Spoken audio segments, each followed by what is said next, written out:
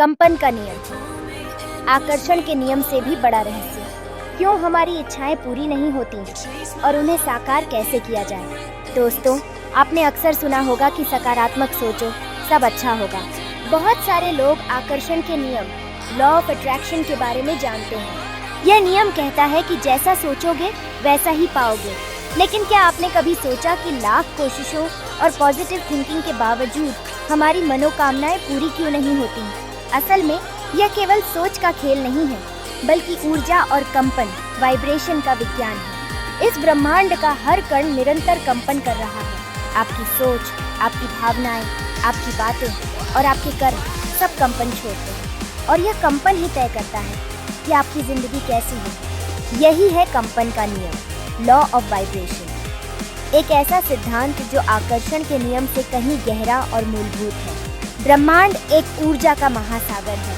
यह ऊर्जा अलग अलग तरंगों, फ्रीक्वेंसीज पर कंपन कर रही है। आपका शरीर एक कंपन है, आपके विचार कंपन है, आपकी भावनाएं कंपन है, आपके शब्द और कर्म भी कंपन है। जिस प्रकार रेडियो में सही स्टेशन मिलाने पर ही पसंदीदा गाना सुनाई देता है, उसी तरह आपकी चेतना को भी उसी तरंग पर होना चाहिए जिस पर आपकी इच्छाएं कंपन कर रही हैं।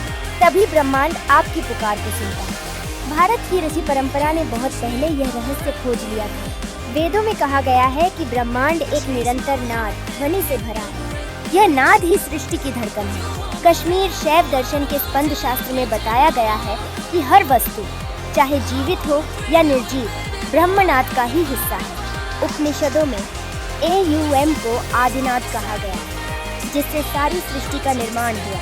आज विज्ञान भी यही कहता है कि हर परमाणु लगातार कंपन करता है। यही कंपन तय करता है कि कोई वस्तु ठोस है, द्रव है या गैस। आपकी भावनाएं ही आपकी तरंगों की असली भाषा है। खुशी, प्रेम और आभार उच्च कंपन देते हैं। डर, गुस्सा और ईर्ष्या निम्न कंपन देते हैं। डेविड हॉकिंस ने एक कॉन्शियसनेस स्केल बनाई थी। इसमें 200 से नीचे की भावनाएं जैसे डर, उदासी हमें रोकती हैं। वहीं 500 से ऊपर की भावनाएं जैसे प्रेम, करुणा, असाधारण सफलता और शांति लाती हैं। आकर्षण का नियम कहता है सकारात्मक सोचो और वही आकर्षित करें। लेकिन सच्चाई यह है कि ब्रह्मांड सिर्फ आपकी सोच पर नहीं, बल्कि आपके कंपन पर प्रतिक्रिया देता है। मान लीजिए आप करोड़पति बनने का सपना देखते हैं, लेकिन भीतर से आपके विचार लगातार यह कह रहे हैं, मेरे पास पैसे नहीं हैं, मैं गरीब हूँ। आपका कंपन गरीबी की तरंग पर है, तो ब्रह्मांड आपको वही देगा जो आपकी तरंग कह रही है, न कि जो आपकी जुबान बोल रही है।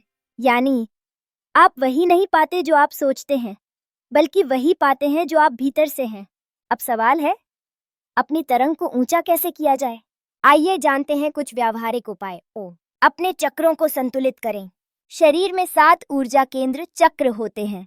हर चक्र एक विशिष्ट आवृत्ति पर कंपन करता है। ध्यान, योग, प्राणायाम और मंत्र जप से इन्हें संतुलित किया जा सकता है। उदाहरण के लिए AUM का जप 780 हर्ट्ज पर कंपन करता है, जो पृथ्वी की प्राकृतिक तरंग से मेल खाता है। 2 भावनाओं की निगरानी करें।